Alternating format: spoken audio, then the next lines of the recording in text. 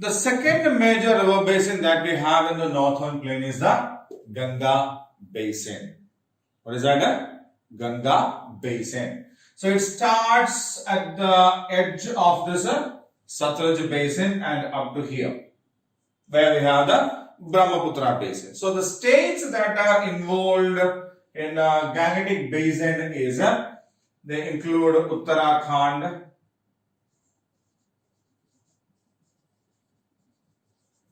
Uttar Pradesh, then Delhi,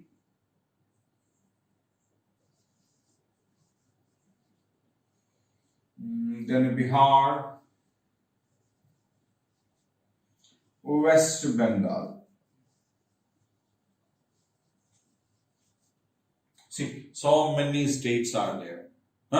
So many states are there. Delhi, Uttar Pradesh, Uttarakhand, Bihar, West Bengal. Right?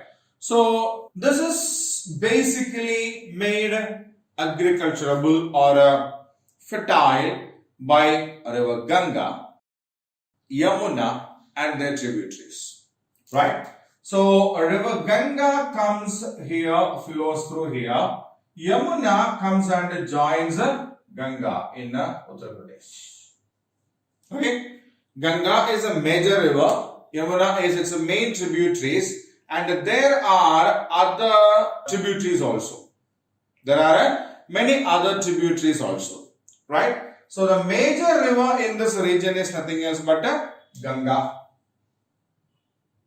Okay. So, in the previous class, we have learned it now. From where does these two rivers originate? Ganga and Yamuna.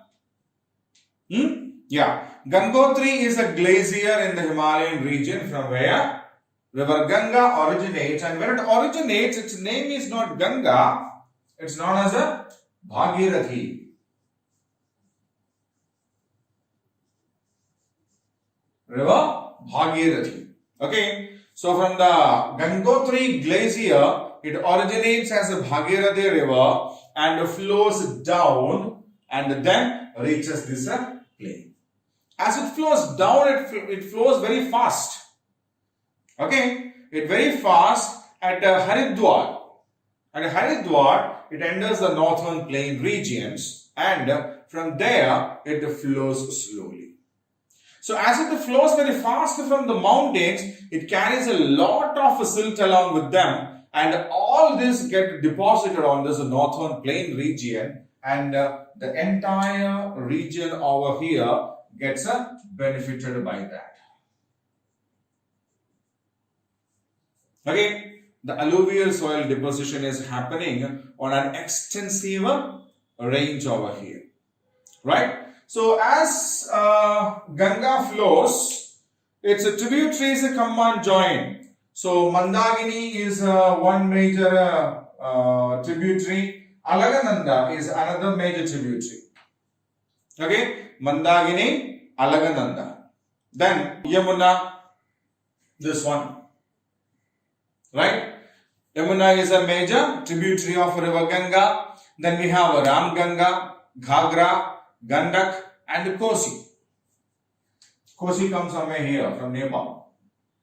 Okay. So these are some of the major tributaries that come and join Ganga from the Himalayan ranges. Which are they? Yamuna, Mandagini, Alagananda, Ram Ganga, Ghagra, Gandak and Kosi. Okay. So all these rivers are coming from the northern mountains or the Himalayas, means they will also have a water throughout the year. And as they are coming from the mountains, they carry a lot of silt along with them and they get deposited over these plains. Okay. Now, Yamuna comes from the Yamunotri glacier and as it comes, what happens is some tributaries from the south come and join them. Okay, they are not coming from the north, these are coming from the southern region, the southern plain or plateaus of India. Okay, they include Chambal, Betwa, Ken, Sindh and so on. Chambal, Betwa, Ken, Sindh and so on. So these are some of the rivers that comes and joins Yamuna from the south. Okay, so all these rivers come and join Ganga, and Ganga flows through the states of Bihar, West Bengal. Right? So once when it reaches West Bengal, and then it splits. It splits, means it divides into two. Okay? So one flows directly down, and the second flows a bit deep into the next country we have there, that is Bangladesh. And here, what happens is, Brahmaputra that is coming from the other direction comes and joins here.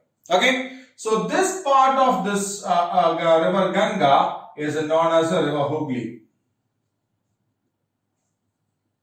Okay, and this one is known as a Padma. So in West Bengal, river Ganga splits majorly into two. One is known as river Hooghly and the other goes into Bangladesh in the name of Padma, to which Brahmaputra comes and joins. And both these Hooghly and Padma make a lot of delta here. Means the river doesn't come and join the ocean. Okay? This is a water body, the ocean. The river doesn't come and join there directly, but what happens is, as the river comes, it splits.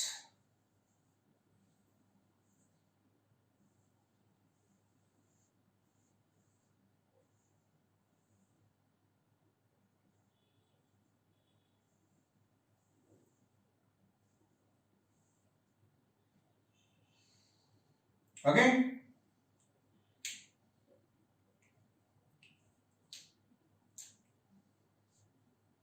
The river splits and then joins the ocean. So the water that is flowing through the river, it becomes slow here, and what happens is all the silt and other kinds of things that the river was carrying get deposited in this land area. Okay, so the land area that is there in between these rivers, this land area is there, this is the land. Right? They become very fertile. They become very fertile because all the silt and all the kinds of things that the river was carrying gets deposited here. So when river Ganga comes and joins the Bay of Bengal, they won't come and join directly like this, but they make a delta like this. And that delta is one of the most fertile regions in our region, but unfortunately, maximum of this delta is in Bangladesh, not in India. Okay, so this delta that is formed by river Ganga is known as the Sundarban Deltas. What is it named? The Sundarban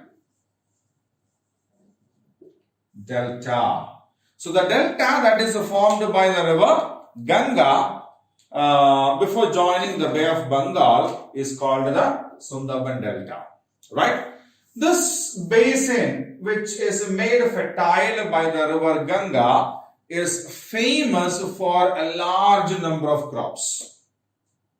A large number of crops including rice, wheat, sugarcane, jowar, bajra, barley, then some fruits like mango, lychee, grapes, plum, right?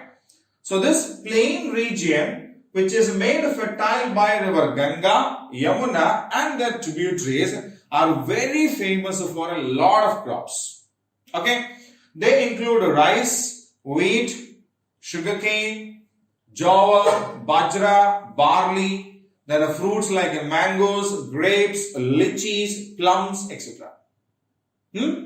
And jute is another major crop Bihar and Bengal, West Bengal produces a good amount of rice and jute in this region.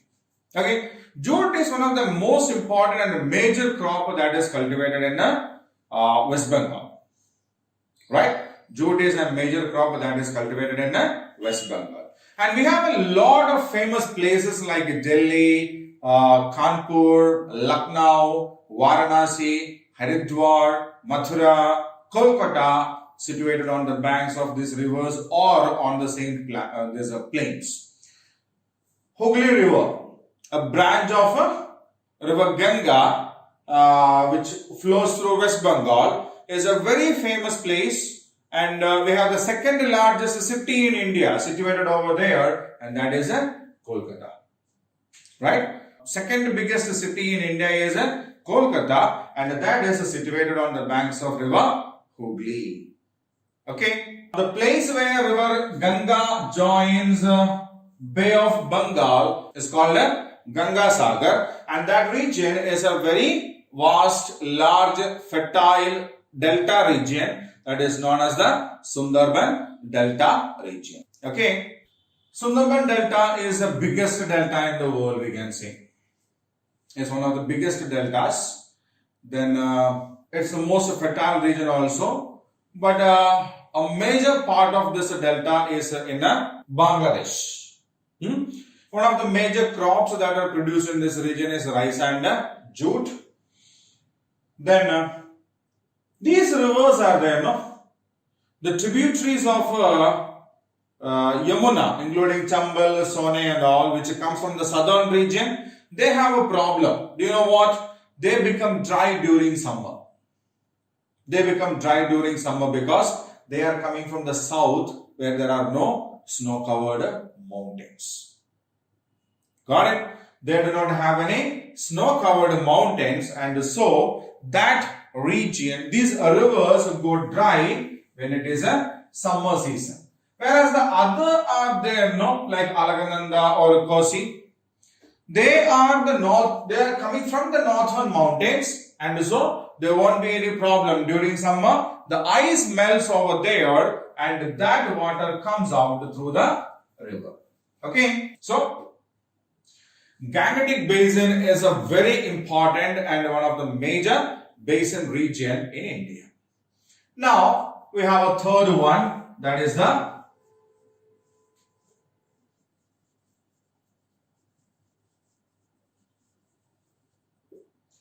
Brahmaputra Basin.